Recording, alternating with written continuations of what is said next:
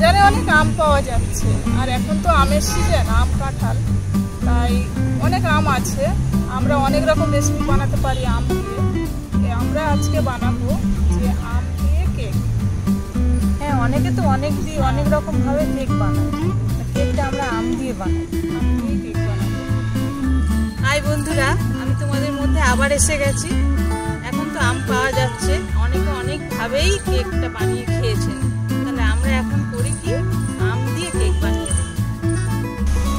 বন্ধুরা, আমাদের কেক বানাতে লাগছে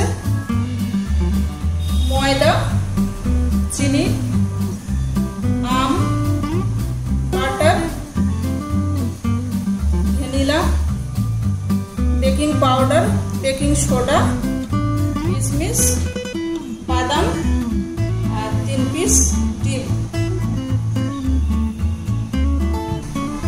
আমরা প্রথমে ডিমটা ভেঙে নেব। ডিমটার সাথে আমরা নেব চিনি। একটা একটা করে ডিম আমরা ফাটিয়ে নিচ্ছি।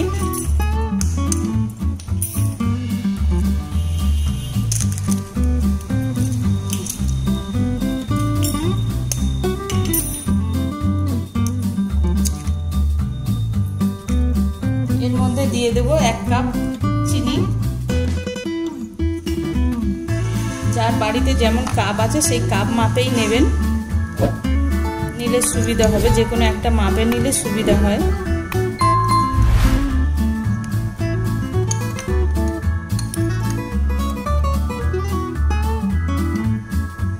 চিনিটা আগে থেকে মিক্সিতে গুঁড়ো করে রেখেছিলাম, যাতে মিশতে সুবিধা হয় বা একভাবে মিশে যায়।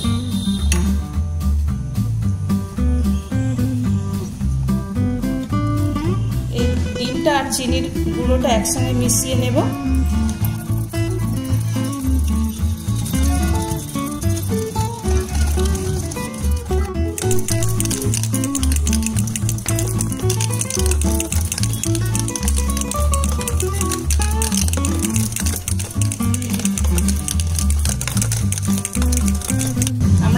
ময়দাটা দিয়ে দেব। আর যেহেতু আমরা আমটা দিচ্ছি, পাকা আমটা, তার জন্য আমরা চিনির পরিমাণের থেকে ময়দার পরিমাণটা একটু বেশি দেব।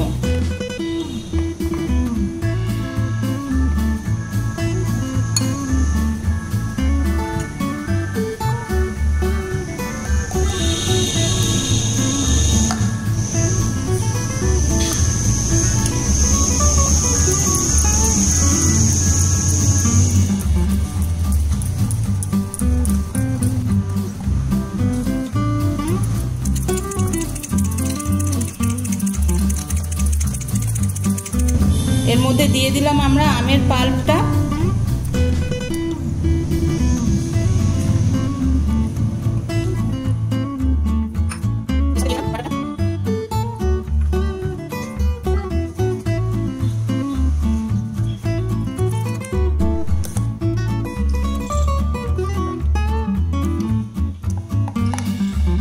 এর মধ্যে দিয়ে দেবো বেকিং পাউডারটা, চা চামচের হাফ চামচ, আর বেকিং সোডাও হাফ চামচ দিয়ে দেবো।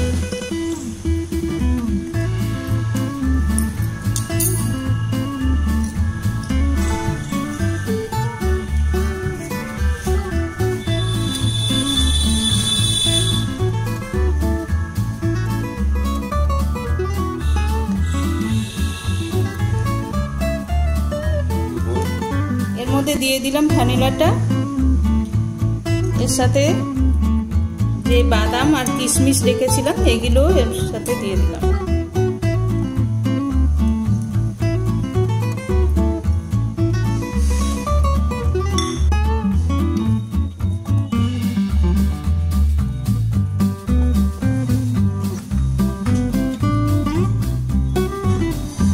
পুরোটা একসাথে ভালোভাবে মিশিয়ে নেব।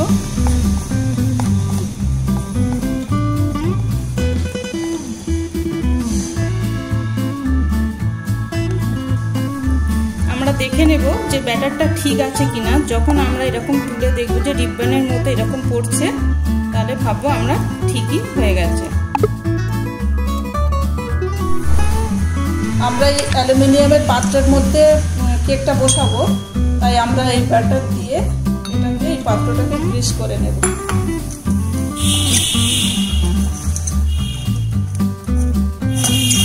যাতে কেকটা যখন উঠবে এর মধ্যে আটকে যেন না থাকে, সহজেই যেন বেরিয়ে আসে।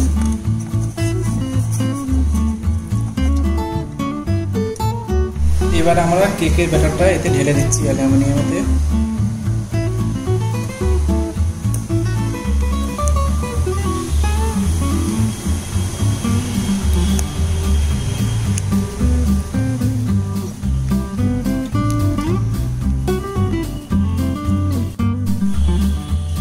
প্রথমে আমরা যে পাত্রের মধ্যে কেকটা বসাবো সেই পাত্রটা আমরা একটু গরম করে নেব।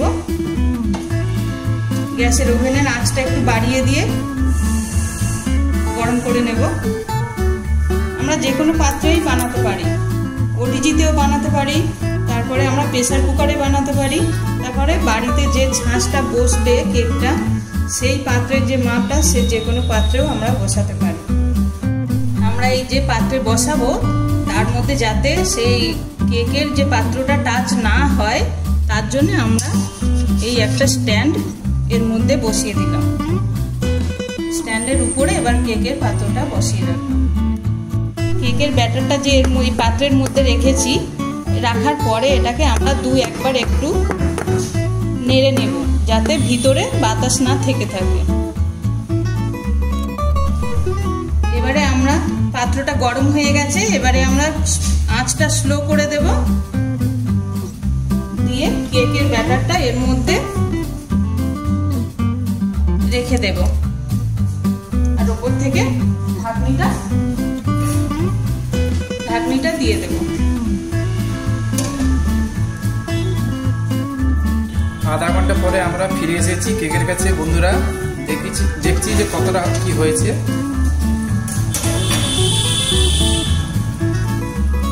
আমরা দেখি টুথপিক দিয়ে হয়েছে কিনা পুরোটা।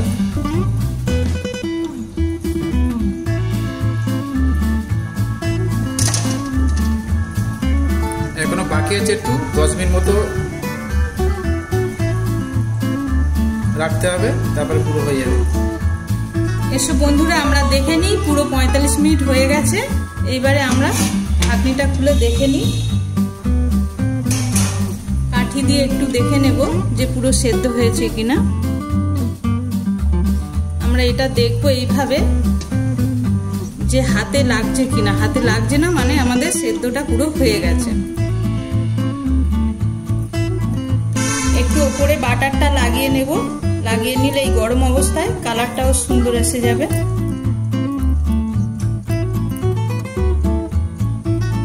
দেখুন বন্ধুরা কত সুন্দর দেখতে হয়েছে। মাত্র 45 মিনিটে কেক রেডি। এবার আমরা এটা প্লেটের মধ্যে উঠিয়ে নেব।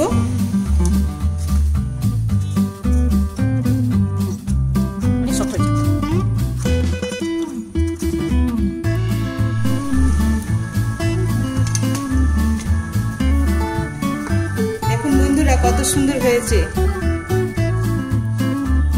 একদম সফট। এবার আমরা কেকটা কেটে খেয়ে টেস্ট করে দেখব কেমন হয়েছে, কতটা সফট হয়েছে। আমরা কাটছি।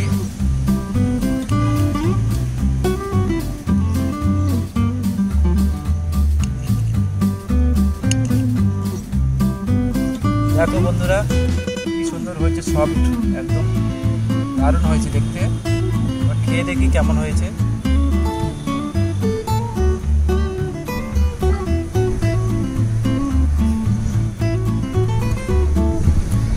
ভালো হয়েছে টেস্ট, ম্যাঙ্গো ফ্লেভার।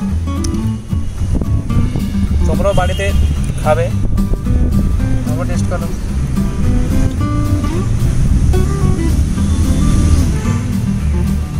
সুন্দর হয়েছে, হেভি টেস্ট, সফট আর সুন্দর ফ্লেভারও আছে।